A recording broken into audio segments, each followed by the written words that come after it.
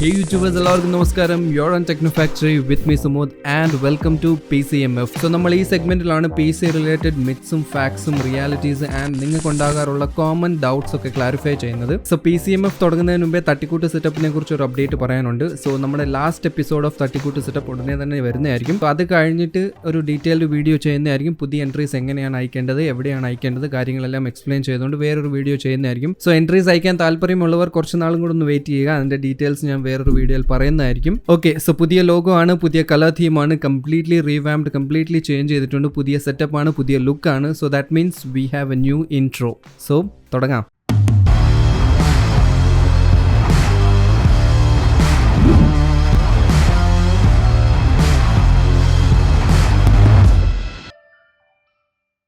PCMF-ൽ ഇന്ന് നമ്മൾ ഡിസ്കസ് ചെയ്യാൻ പോകുന്നത് 1-2 പോയിന്റ്സ് ഉണ്ട്. സോ ഇതിൽ ഫസ്റ്റ് ആയിട്ട് പലരും ചോദിക്കുന്നതാണ്, ഒരു APUവിൻ്റെ കൂടെ ഒരു ഗ്രാഫിക്സ് കാർഡ് അല്ലെങ്കിൽ APUവിൻ്റെ കൂടെ GPU പെയർ ചെയ്യാൻ പറ്റുമോ എന്നുള്ളത്. സോ ഒബ്വിയസ്ലി യെസ്, APUവിൻ്റെ കൂടെ നമുക്കൊരു ഗ്രാഫിക്സ് കാർഡ് പെയർ ചെയ്യാൻ പറ്റും. പക്ഷേ അതിൽ 1-2 കാര്യങ്ങൾ നോട്ട് ചെയ്യേണ്ടതുണ്ട്. ഇൻ കേസ് നിങ്ങൾക്കൊരു ഗ്രാഫിക്സ് കാർഡ് വാങ്ങിക്കാനുള്ള ഒരു ബഡ്ജറ്റ് ഉണ്ട്, അതായത് പ്രോസസർ വാങ്ങിക്കുമ്പോൾ തന്നെ ഒരു ഗ്രാഫിക്സ് കാർഡ് എടുക്കാനുള്ള ഒരു ബഡ്ജറ്റ് ഉണ്ടെങ്കിൽ ഒരു CPU ചൂസ് ചെയ്യുന്നതായിരിക്കും ഏറ്റവും ബെസ്റ്റ്. സോ ഇനീഷ്യലി നിങ്ങളൊരു ഗ്രാഫിക്സ് കാർഡ് എടുക്കുന്നുണ്ടെങ്കിൽ APU ചൂസ് ചെയ്യേണ്ട ആവശ്യമില്ല, CPU എടുക്കാം. ഇതിൽ APU എന്താണ്, CPU എന്താണ്, GPU എന്താണെന്നുള്ള ഡൗട്ട് ഉണ്ടെങ്കിൽ അതിന്റെ ഡീറ്റെയിൽഡ് വീഡിയോ ഉണ്ട്, മേളിൽ ക്ലിക്ക് ചെയ്താൽ മതി. സോ ബേസിക്കലി APU എന്ന് വെച്ച് കഴിഞ്ഞാൽ AMDയുടെ ഒരു ടേം ആണ്. AMD ആണ് ഇത് ഇൻട്രൊഡ്യൂസ് ചെയ്തത്. ആക്സലറേറ്റഡ് പ്രോസസിംഗ് യൂണിറ്റ് എന്നാണ് അതിന്റെ full form. And Intel side APUs ഇല്ലയോ എന്ന് ചോദിച്ചു കഴിഞ്ഞാൽ ഓൾമോസ്റ്റ് ഇന്റലിന്റെ എല്ലാ പ്രോസസേഴ്സും APUs തന്നെയെന്ന് പറയാൻ പറ്റും. ഇന്റഗ്രേറ്റഡ് ഗ്രാഫിക്സ് യൂണിറ്റ് ഉള്ള പ്രോസസേഴ്സ് തന്നെയാണ് ഇന്റൽ. ഫ്രം ലോങ് ടൈം നോക്കുവാണെങ്കിൽ ഇന്റൽ അവരുടെ ലൈനപ്പ് കംപ്ലീറ്റ്ലി ഇന്റഗ്രേറ്റഡ് ഗ്രാഫിക്സ് ഉള്ളത് തന്നെയാണ്. പക്ഷേ ഫ്രം 9th ജനറേഷൻ ആണ് ഇന്റൽ AMD ചെയ്തതിന് റിവേഴ്സ് ചെയ്ത് തുടങ്ങിയത്, അതായത് ഇന്റഗ്രേറ്റഡ് ഗ്രാഫിക്സ് ഇല്ലാത്ത പ്രോസസേഴ്സ് ഇറക്കി തുടങ്ങിയത്. ബിക്കോസ് അങ്ങനെ ചെയ്യുമ്പോൾ ഇന്റലിന് പ്രൈസ് കുറയ്ക്കാൻ പറ്റും. ആൻഡ് ഗ്രാഫിക്സ് എടുക്കുന്നവർ, ഒരു ഗ്രാഫിക്സ് കാർഡ് വാങ്ങുന്നവർക്ക് IGPU ഇല്ലാത്ത പ്രോസസേഴ്സ് വാങ്ങിച്ചാൽ മതി. അങ്ങനെ വരുമ്പോൾ ഓവറോൾ ബഡ്ജറ്റ് കുറയുന്നതായിരിക്കും. സോ മാർക്കറ്റ് പിടിക്കാൻ വേണ്ടി ആക്ച്വലി തുടങ്ങിയത് Ryzen 3500 പ്രോസസർ ഇറങ്ങിയ ടൈം മുതലാണ്. Ryzen 3500 ആ ഒരു ടൈം ഇറങ്ങിയ ടൈമിൽ നല്ല പവർഫുൾ പ്രോസസർ ആയിരുന്നു. ആ ടൈമിൽ ഉള്ളത്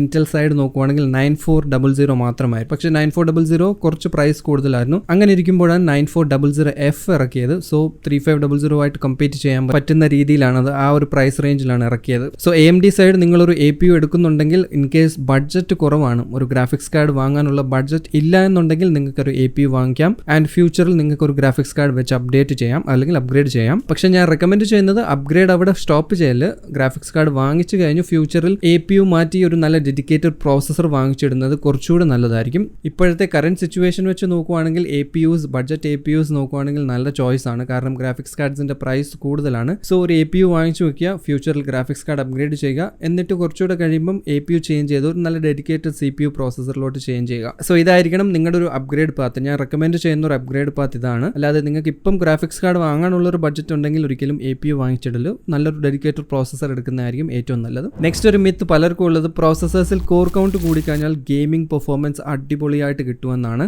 ഇത് ആക്ച്വലി നോക്കുവാണെങ്കിൽ ഇൻ എ വേ ശരിയാണ്. പക്ഷേ എന്നാലും കോഴ്സിനെക്കാട്ടിലും ഏറ്റവും കൂടുതൽ ഗെയിമിംഗ് പെർഫോമൻസ് നോക്കുന്നുണ്ടെങ്കിൽ പ്രോസസറിന്റെ സ്പീഡ് അല്ലെങ്കിൽ ഫ്രീക്വൻസി ആയിരിക്കണം. ക്ലോക്ക് സ്പീഡ് അല്ലെങ്കിൽ ബേസ് ആൻഡ് ബൂസ്റ്റ് ഫ്രീക്വൻസി ആയിരിക്കണം ഏറ്റവും ഇമ്പോർട്ടൻ്റ്ലി നോക്കേണ്ടത്. സോ നിങ്ങളൊരു 8 കോർ അല്ലെങ്കിൽ 10 കോർ പ്രോസസർ വെച്ചിട്ട് ബേസിക് ആയിട്ടുള്ളൊരു ഗ്രാഫിക്സ് കാർഡാണ് ആഡ് ചെയ്യുന്നതെങ്കിൽ അതിൽ നിങ്ങൾക്ക് വലിയ ഗെയിമിംഗ് പെർഫോമൻസ് ഒന്നും കിട്ടാൻ പോകുന്നില്ല. ഈവൻ നല്ലൊരു ഗ്രാഫിക്സ് കാർഡ് ആണെങ്കിൽ പോലും 8 കോഴ്സിന് മേലോട്ട് നോക്കിയിട്ട് കാര്യമൊന്നുമില്ല. ചെറിയൊരു ഇൻക്രിമെന്റ് അല്ലെങ്കിൽ ചെറിയൊരു ഡിഫറൻസേ നമുക്ക് നോട്ടീസ് ചെയ്യാൻ പറ്റത്തുള്ളൂ. സോ മെയിൻലി ഒരു ഡെഡിക്കേറ്റഡ് ഗെയിമിംഗ് PC നോക്കുന്നുണ്ടെങ്കിൽ ഗ്രാഫിക്സ് കാർഡിന്റെ പവർ ആയിരിക്കണം ഏറ്റവും ടോപ്പിൽ നിൽക്കേണ്ടത്. ഫസ്റ്റ് പ്രയോറിറ്റി ഗ്രാഫിക്സ് കാർഡ് ആയിരിക്കണം. നെക്സ്റ്റ് പ്രോസസറിലും കോർ കൗണ്ട് അത്ര ഇമ്പോർട്ടൻ്റ് അല്ല. ഈവൻ നല്ലൊരു ഗ്രാഫിക്സ് കാർഡ് വെച്ചുകൊണ്ട് 6 കോർ അല്ലെങ്കിൽ 8 കോർ പ്രോസസർ ആണെങ്കിലും വലിയ ഡിഫറൻസ് നിങ്ങൾക്ക് ഗെയിമിൽ FPS അത്ര നോട്ടീസ് ചെയ്യത്തില്ല. പക്ഷേ കോർ കൗണ്ട് ഇമ്പോർട്ടൻ്റ് ആകുന്നത് എഡിറ്റിംഗ് അല്ലെങ്കിൽ content creation or in case ഒരു മൾട്ടിപർപ്പസ് PC നോക്കുന്നുണ്ട്, ഗെയിമിംഗ്, സ്ട്രീമിംഗ് ആൻഡ് എഡിറ്റിംഗ് ഇതുപോലത്തെ ഒരു യൂസിന് വേണ്ടി നോക്കുന്നുണ്ടെങ്കിലും, കാരണം എക്സ്ട്രാ കോഴ്സ് ഉണ്ടെങ്കിൽ അത് നിങ്ങളുടെ മൾട്ടി ടാസ്കിങ്ങിനെ ഹെൽപ്പ് ചെയ്യുന്നതായിരിക്കും. സോ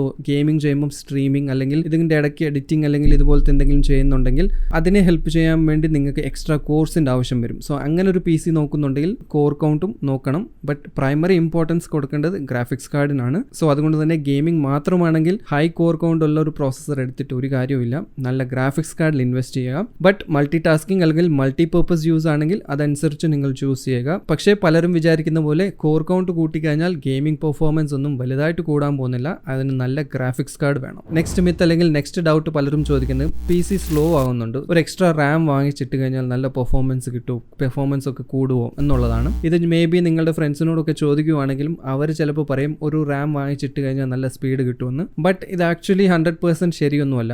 ആദ്യം നമ്മൾ മനസ്സിലാക്കണം നിങ്ങളുടെ PC എന്തുകൊണ്ടാണ് സ്ലോ ആകുന്നതെന്ന്. സോ ചിലപ്പം പ്രോസസ്സർ കാരണമാകാം, പഴയ പ്രോസസ്സർ ആയിരിക്കാം. കൂടുതലും ലാപ്ടോപ്സിലാണ് ഇഷ്യൂ വരുന്നത്. പലരും ലാപ്ടോപ്പ് വാങ്ങും i5 അല്ലെങ്കിൽ i3 എന്ന് മാത്രം നോക്കിയിട്ട് വാങ്ങിക്കും. പക്ഷേ അതിൽ എത്ര കോഴ്സ് ഉണ്ട് അല്ലെങ്കിൽ അതിന്റെ base minimum frequency or speed എത്രയാണെന്ന് ആരും ചെക്ക് ചെയ്യാറില്ല. സോ മേ ബി അത് നിങ്ങളുടെ പ്രോസസ്സറിന്റെ ഇഷ്യൂ കൊണ്ടാകാം സ്ലോ ആകുന്നത് നിങ്ങളുടെ PC, അല്ലെങ്കിൽ അൺവാണ്ടഡ് ആയിട്ടുള്ള സ്റ്റോറേജ് കൂടിയിട്ടാകാം. സോ അതിന്റെ എന്തായാലും വീഡിയോ ഞാൻ കംപ്ലീറ്റ് നമ്മുടെ ലെറ്റ്സ് ബിൽഡ് സീരീസിൽ കംപ്ലീറ്റ് ആയിട്ട് ഒരു സംഭവത്തിൽ ഏതോ ഒരു വീഡിയോയിൽ പറഞ്ഞിട്ടുണ്ട്. അതെന്തായാലും ഞാൻ ഇവിടെ പിൻ ചെയ്തേക്കാം. എങ്ങനെയാണ് ടെമ്പററി ഫയൽസും നിങ്ങളുടെ സ്റ്റോറേജ് കുറച്ചുകൊണ്ട് നമ്മുടെ പെർഫോമൻസ് എങ്ങനെ കുറച്ച് ഇൻക്രീസ് ചെയ്യാമെന്നുള്ള കാര്യം. സോ അതുകൊണ്ടാകാം നിങ്ങളുടെ PC സ്ലോ ആവുന്നത്. അല്ലെങ്കിൽ നിങ്ങൾ ഹാർഡ് ഡിസ്ക് മാത്രമായിരിക്കും യൂസ് ചെയ്യുന്നത്, SSD യൂസ് ചെയ്യാതെ ഹാർഡ് ഡിസ്ക് ആയിരിക്കും യൂസ് ചെയ്യുന്നത്. സോ ഹാർഡ് ഡിസ്ക് ഉണ്ടെങ്കിൽ അത് കുറച്ചുകൂടെ സ്ലോ ആവുന്നതായിരിക്കും. ബെറ്റർ അതിനൊരു SSD വാങ്ങിച്ചിടുന്നതായിരിക്കും കുറച്ചുകൂടെ നല്ലത്. അല്ലെങ്കിൽ ഫൈനലി നിങ്ങൾ പറഞ്ഞ പോലെ തന്നെ റാമിന്റെ ഇഷ്യൂ ആകാം. റാം ചിലപ്പോൾ 4GB റാം ഒക്കെ ആണെങ്കിൽ സ്ലോ ആകും സിസ്റ്റം. മോസ്റ്റ്ലി ലാപ്ടോപ്സ് ഒക്കെ 4GB പഴയത് നോക്കുവാണെങ്കിൽ സ്ലോ ആയിരിക്കും. എക്സ്ട്രാ ഒരു സ്ലോട്ട് ഉണ്ടെങ്കിൽ ഒരു 4GB കൂടെ ആഡ് ചെയ്തിടാം, അല്ലെങ്കിൽ ഒരു 8GB ഇട്ടാലും കുഴപ്പമില്ല. പക്ഷേ എന്തുകൊണ്ടാണ് നിങ്ങളുടെ സിസ്റ്റം സ്ലോ ആകുന്നതെന്ന് ക്ലിയർ ആയിട്ട് ട്രബിൾ ഷൂട്ട് ചെയ്യാതെ ചെക്ക് ചെയ്യാതെ വെറുതെ ഒരു റാം വാങ്ങിച്ചിട്ടിട്ട് കാര്യമൊന്നുമില്ല. First of all clearly analyse ചെയ്യുക നിങ്ങളുടെ സിസ്റ്റം. നിങ്ങൾക്ക് പറ്റില്ല എന്നുണ്ടെങ്കിൽ ഏതെങ്കിലും ഒരു PC സ്റ്റോറി കൊണ്ടുപോയി കാണിക്കുക, നല്ലൊരു സ്റ്റോറി കൊണ്ടുപോയി കാണിക്കുക. അല്ലെങ്കിൽ ഇതുപോലത്തെ എന്തെങ്കിലും ഡൗട്ട്സ് ഉണ്ടെങ്കിൽ നമ്മുടെ ടെലിഗ്രാം ഗ്രൂപ്പിൽ കയറി മെസ്സേജ് ഇട്ടാൽ മതി. ഓർ ഇൻസ്റ്റാഗ്രാം ഹാൻഡിലെല്ലാം ഞാൻ സ്റ്റാർട്ടിങ്ങിൽ കാണിക്കുന്നുണ്ട്. നിങ്ങൾക്ക് എവിടെ വേണമെങ്കിലും മെസ്സേജ് ചെയ്യാം. സമയം കിട്ടുമ്പോൾ ഞാൻ റിപ്ലൈ ചെയ്യുന്നതായിരിക്കും. സോ ബോട്ടം ലൈൻ പറയാനുള്ളത് PC പെർഫോമൻസ് കുറയുന്നുണ്ടെങ്കിൽ എല്ലാ സിറ്റുവേഷൻസിലും ഒരു റാം വാങ്ങിച്ചിട്ട് കഴിഞ്ഞാൽ പെർഫോമൻസ് കൂടത്തില്ല. നെക്സ്റ്റ് ഡൗട്ട് പലരും ചോദിക്കുന്നത് പ്രോസസ്സറിന്റെ സ്പെസിഫിക്കേഷൻസിൽ മെൻഷൻ ചെയ്ത റാം സ്പീഡിനെക്കാളും കൂടുതലുള്ള റാം നമുക്ക് യൂസ് ചെയ്യാവുന്നതാണ്. അങ്ങനെ യൂസ് ചെയ്യുന്നതുകൊണ്ട് എന്തെങ്കിലും പ്രശ്നമുണ്ടോ എന്ന് പലരും ചോദിക്കാറുണ്ട്. സോ അതിന്റെ സിമ്പിൾ ആൻസർ ഈസ് ഒരു കുഴപ്പവുമില്ല, ഒരു ചുക്കും സംഭവിക്കത്തില്ല. പ്രോസസ്സറിന്റെ സ്പെക്സ് നോക്കുവാണെങ്കിൽ അതിൽ മെൻഷൻ ചെയ്തിട്ടുണ്ടാകും സപ്പോർട്ടഡ് മെമ്മറിയുടെ സ്പീഡ്സ് എന്താണെന്നൊക്കെ. ഇന്റൽ പ്രോസസ്സേഴ്സിന്റെ നോക്കുവാണെങ്കിൽ കൂടുതലും നമ്മൾ കാണുന്നത് 2666 ആയിരിക്കും. റൈസൻ സൈഡ് നോക്കുവാണെങ്കിൽ 2933 അല്ലെങ്കിൽ 3200 MHz ആയിരിക്കും. ഇൻ കേസ് 2666 ആണെങ്കിൽ 3000 MHz യൂസ് ചെയ്യാം, 3200 MHz യൂസ് ചെയ്യാം, ഒരു കുഴപ്പമില്ല. പക്ഷെ നിങ്ങൾ ഓർത്തിരിക്കേണ്ട കാര്യം 3200 ഇട്ടാലും 3000 ഇട്ടാലും പ്രോസസർ 2666 മാത്രമായിരിക്കും യൂസ് ചെയ്യുന്നത്, അതിൽ കൂടുതൽ യൂസ് ചെയ്യത്തില്ല. പക്ഷേ ഇൻ കേസ് നിങ്ങളുടെ പ്രോസസർ ഓവർക്ലോക്ക് സപ്പോർട്ട് ചെയ്യുന്നതാണ്, അതായത് ഇന്റൽ സൈഡ് നോക്കുവാണെങ്കിൽ K and KF പ്രോസസേഴ്സ് ആണ്, ആൻഡ് നിങ്ങളുടെ മദർ ബോർഡും ഓവർക്ലോക്ക് സപ്പോർട്ട് ചെയ്യുന്നുണ്ടെങ്കിൽ 3200 ഒക്കെ എടുക്കാം, ഒരു കുഴപ്പമൊന്നുമില്ല. അത് നമ്മൾ PC ഫസ്റ്റ് ടൈം ബൂട്ട് ചെയ്യുമ്പോൾ ബയോസിൽ കയറി XMP സെറ്റിംഗ്സ് എനേബിൾ ചെയ്തിട്ടാൽ മതി. ഇതും പലരും ചോദിക്കുന്ന ഒരു ഡൗട്ടാണ്. പുതിയൊരു സിസ്റ്റം വാങ്ങിച്ചു, പക്ഷേ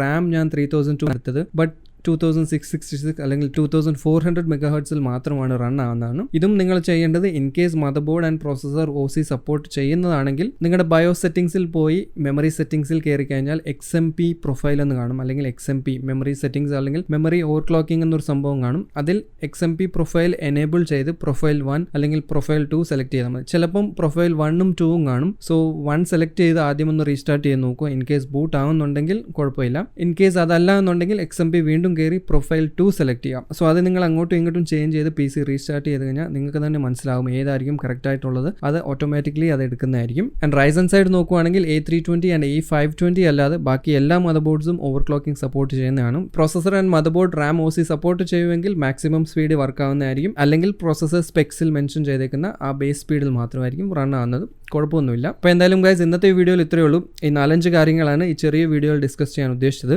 സോ ഇതുപോലത്തെ മിത്സും ഫാക്ട്സും ഡൗട്ട്സും ഇനിയും കുറേ ഉണ്ട്. ഇതെല്ലാം അപ്കമിംഗ് വീഡിയോസിൽ വരുന്നതായിരിക്കും. എന്തായാലും ഗൈസ് ഇന്നത്തെ വീഡിയോ ഇഷ്ടപ്പെട്ടെങ്കിൽ ലൈക്ക് ചെയ്യുക, ഇല്ലെങ്കിൽ ഡിസ്ലൈക്ക് ചെയ്യുക. ആൻഡ് ഇൻഫോർമേറ്റീവ് ആയിട്ട് തോന്നിയെങ്കിൽ തീർച്ചയായിട്ടും ഷെയർ ചെയ്യുക. നമ്മുടെ ചാനൽ ഇതുവരെ സബ്സ്ക്രൈബ് ചെയ്തിട്ടില്ലെങ്കിൽ do subscribe to my channel and തൊട്ടടുത്തുള്ള മണി ഒന്ന് അടിച്ചിട്ടേക്ക്. അടുത്തൊരു നല്ല വീഡിയോയിൽ കാണാം. Chill then be positive and stay happy.